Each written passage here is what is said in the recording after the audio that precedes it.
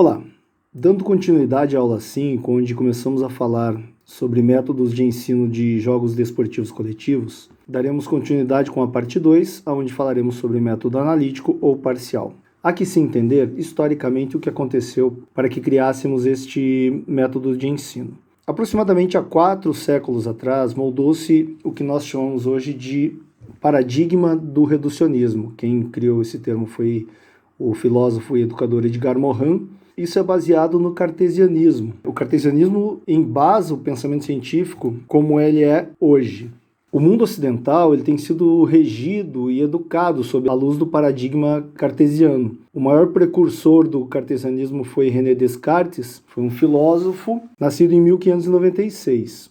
O cartesianismo prega que para você resolver um problema, para você compreender um problema, você deve dividir em problemas menores que serão analisados isoladamente e depois juntado tudo para compreender o problema todo. É muito de como fazemos hoje a ciência. Então, como você pode ver, há não muito tempo atrás, nós separávamos o atleta de futebol em uma parte tática, uma parte física, uma parte técnica, outra parte mental. Desde então, e principalmente no mundo ocidental, nós isolamos os objetos do seu contexto, ou seja, separamos as disciplinas, vamos dividir os problemas, vamos estudar cada um dos problemas, reduzir a complexidade de cada um desses, para depois juntar tudo e ter o todo do problema. O cartesianismo baseia-se em separar e reduzir o complexo ao menos complexo possível.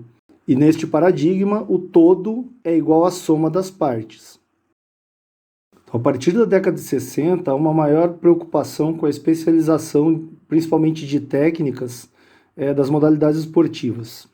As primeiras tentativas para sistematizar os métodos de treinamento foram baseadas em modalidades esportivas individuais. Então, via-se muito tecnicismo nos treinamentos. E com base no cartesianismo, o método parcial ou analítico passa a ser caracterizado por apresentar exercícios onde os elementos técnicos são o destaque e são oferecidos por meio de exercícios e formas rudimentares da modalidade esportiva. Este método propõe que o ensino seja realizado separando, isolando as habilidades, com ênfase na repetição de tarefas para o aprimoramento técnico que deve preceder a prática do jogo. Então, pretende-se que a parte técnica seja treinada antes mesmo de jogar. Este método parte da premissa onde a execução dos movimentos complexos ela deve ser treinada por partes e não todo o movimento em si, o qual será articulada somente depois que seja dominada essa técnica.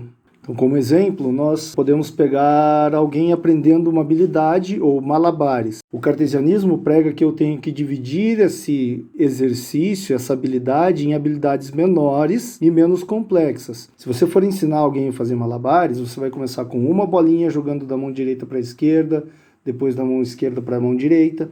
A partir do momento que ele dominar essa habilidade, você colocará uma segunda bolinha e jogará as duas ao mesmo tempo, até você chegar ao produto final, que seria, no caso da foto, uma pessoa fazendo malabares com 5 bolinhas. Então, no método parcial, o ensino ele deve ser feito por partes para depois se agrupar tudo ao final. Por exemplo, você pega o chute, pega a condução, as ações técnico-táticas individuais e treina elas isoladamente do jogo. Algumas vantagens do método parcial. O método parcial ele permite a correção de movimentos e da técnica, o que no método global fica muito mais difícil de se fazer, que é o próximo método que veremos. Você acompanha facilmente a evolução e o progresso do seu aluno. E há uma individualização no ensino das habilidades. Então você vai separar quem tem determinada dificuldade e essas pessoas treinam de forma isolada essas habilidades. Quais são as desvantagens? Falta de motivação,